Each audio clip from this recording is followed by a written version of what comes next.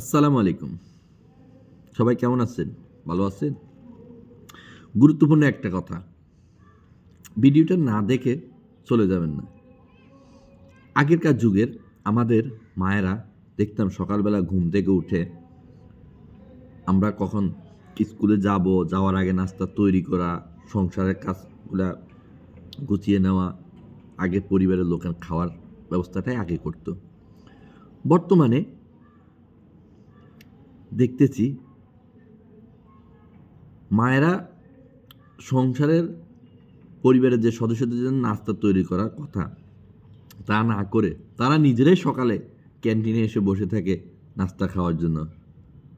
তাহলে পরিবারের লোকগুলা যে আছে তাদের কি হবে? একটা তো তারা চিন্তা করে না। আসলে পরিবারের বন্ডিংয়ের যে ভালোবাসাটা সেটা কি আগে বেশি ছিল না এখন বেশি হচ্ছে? এটা আপনাদের কাছে আমার প্রশ্ন। অবশ্যই কমেন্টসে জানাবেন। আসসালামু আলাইকুম।